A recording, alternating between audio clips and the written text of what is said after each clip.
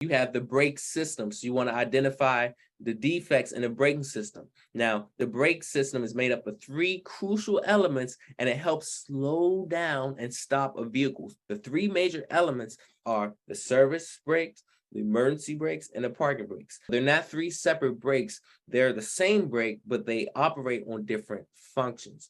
Those are the main things. So brake defects or damages, you want to make sure that it's not too much heat being created in the brake unit that will result in a loss of braking power. This makes it harder and in some cases impossible to stop, and it can lead to serious crashes. That's why you want to identify the service brake, putting your feet on that foot pedal. The emergency brakes is when you're losing a certain amount of pressure, then the brakes will pop out for emergencies. Whereas the parking brakes is you actually pull out the parking brake to stop the vehicle, to keep it in park. Now, the air brakes use compressed air to maximize braking force. So the service brake uses pressure to engage the brake pads that helps to stop the vehicle. Then you have the spring-loaded emergency brakes. It uses the absence of air pressure to actually engage those brake pads to park the vehicle. Then you have the emergency brakes that slows down and stops the vehicle when there is a failure in the air system. So the red button, which is the 8-sided button, that's on the dashboard, and that controls the trailer emergency brakes. Trailer emergency brakes is for combination vehicles. Then you have the yellow button, which controls the truck, vehicle, or the tractor's emergency brakes. That's also on a bus as well. You'll see a yellow knob that controls the truck, the vehicle's brakes, and that's for the tractor and the vehicle, the truck itself. So you want to make sure the buttons pop out. They come out during the fanning and pumping down of your inspection. When you're fanning and pumping the brakes, you want the parking brakes to pop out or come out. And if they don't, that means it's a problem with the valves and the emergency brakes are not automatically functioning. And if that's the case, do not drive the vehicle. I cannot stress that enough. Do not drive the vehicle if those parking brakes do not come out, because that is a safety feature within the vehicles. If you cannot stop the vehicle, if you don't have enough air when you're driving an air brake vehicle, that means you cannot stop it. So if that parking brake doesn't come out, do not drive.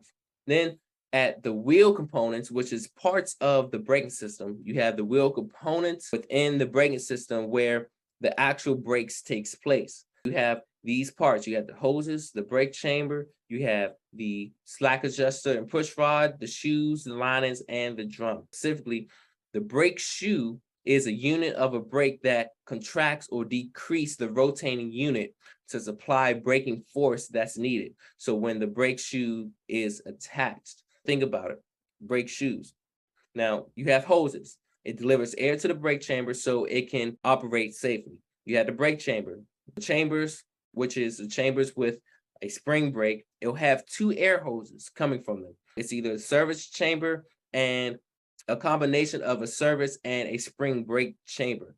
So the two types of chambers is either a service chamber, which the hoses provide air to operate the service brakes, or a service and spring brake chamber, which is the hose provides air to release the spring brake. Now, the spring brakes chambers are what functions as the parking and emergency brakes. So the brake chamber holds the foundation of the parking brake and the emergency brakes.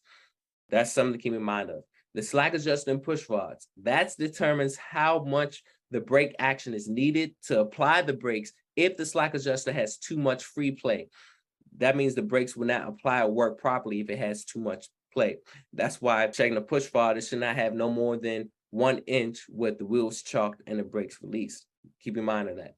The shoes, the linings, and the drum, that is the connecting hardware, and it causes the brake shoes to spread out. And this is when the push rod or brake chamber pushes back that slack adjuster. Now, this action connects the shoe with the brake drum, and the friction creates it by the contact. And that's what actually helps slows the vehicle as well. So for all the parts of the braking system, you want to look for any defects, damages, or problems with these parts on the axle that has spring brake chambers, because this will affect the service, the parking brake, and the emergency brakes. Trust me, this will save you tons of time, energy, money, and stress. It will save you so much, and it keeping yourself safe as well as others when you check these parts, especially the braking system. These are the other parts of the braking system where you have the air compressor. The air compressor pumps air into the air storage tanks or reservoirs. Then the air compressor is being conducted to the engine through the gears or a V belt. Now, the compressor, it has its own oil supply, so you want to check the oil level before driving. Then you have the governor or the air governor, and that controls the air when the air compressor build and pump air into the storage tank. So think about it, the governor, it controls how much air is being put into the tanks. So when the air tank pressure rises to the cutout level, and usually that's approximately either 120, 125 to 140 PSI, and PSI stands for per square inch, the governor stops the compressor from pumping air. So if it has enough air when it's full, the governor automatically controls and it cuts the air off at that level. Now, when the tank pressure falls to the cut-in pressure, that's approximately 100 PSI. That means the governor will automatically allow the compressor to start pumping again. So approximately 100 PSI, the governor will cut on for the air compressor to build up again. Do you have air tanks? Air tanks are used to hold compressed air. Now, the number and size of air tanks will vary depending on the type of vehicles that you're driving. Now, the tanks will hold enough air to allow the brakes to be used several times, even if the compressor stops working.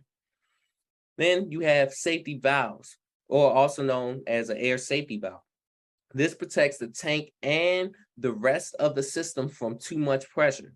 Now, the valve is usually set to open at approximately 150 PSI. And if the safety valve releases air, then it has a fault fixed by a mechanic. So you want to have that fixed by the mechanic, usually if that safety valve releases air. Then the rest of the braking system, you want to stop driving and report the serious braking defects or any problems immediately. If you notice and see a brake leak, damaged hose, parking or emergency brakes that do not hold when you're applying it. So when you're applying the brakes and the parking emergency brakes does not hold at all, you want to report it. If you see a change in the feel of the brake pedal, if there's strange odor or sound when you're actually applying the brakes, you want to really address those problems.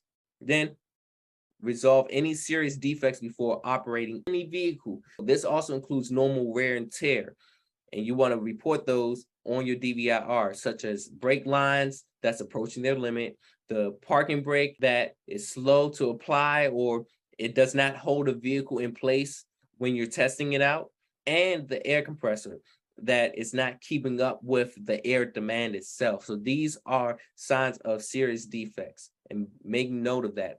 Now, defect in the braking system can interfere with a vehicle's ability to actually slow down or stop. So that's why you have to make sure the low air warning light is functioning. Make sure that low air warning light is working properly, and check the mounting and function of the air compressor during these inspections, because if they do not work, then that means the vehicle is not safe for you to effectively operate that vehicle.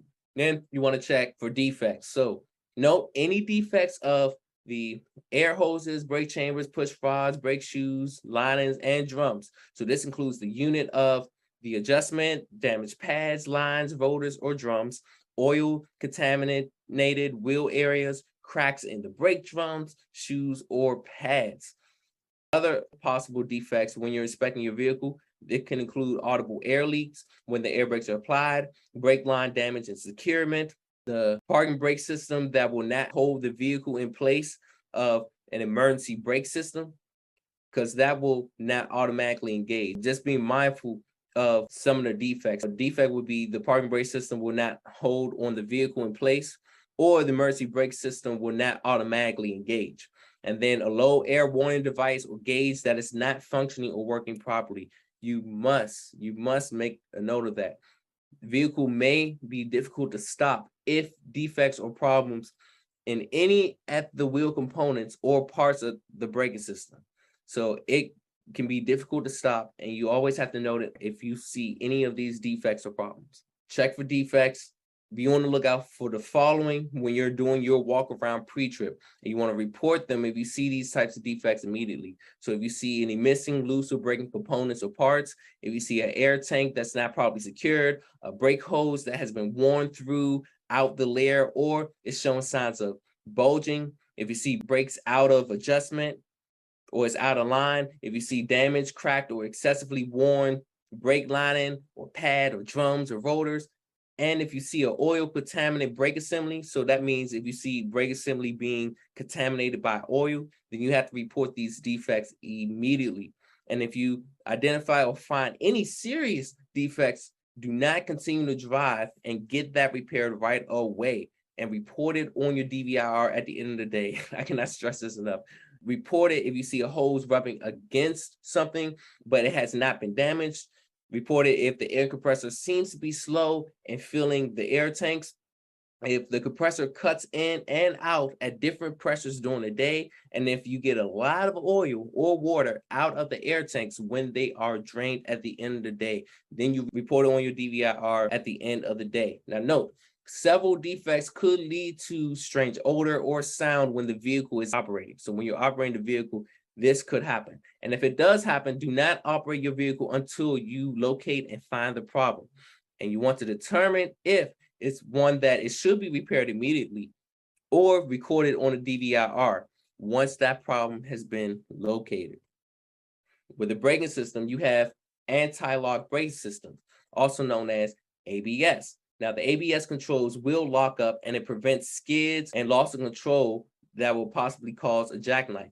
Now, this is accomplished by an electronic system that senses the speed of each wheel. Now, most ABS equipped vehicles have ABS malfunction warning lights. Now, tractors or trucks are normally equipped with a warning light of the tractor ABS and one or more of the trailer's ABS.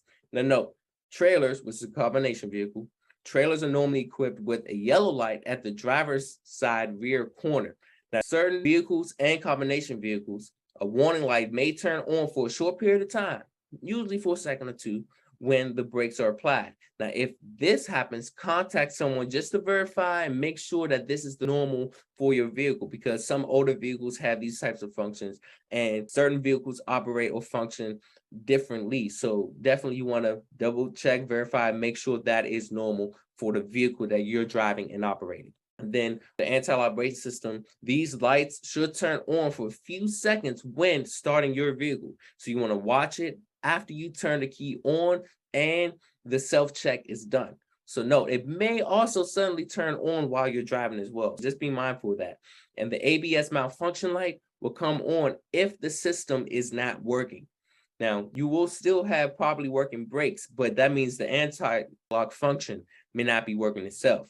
Now, if a warning light appears when the brakes are applied, then that means you need to contact someone to check your vehicle, because an active ABS warning light should be included in your DVIR at the end of the day. So meaning an active ABS light, it should be in your DVIR at the end of the day.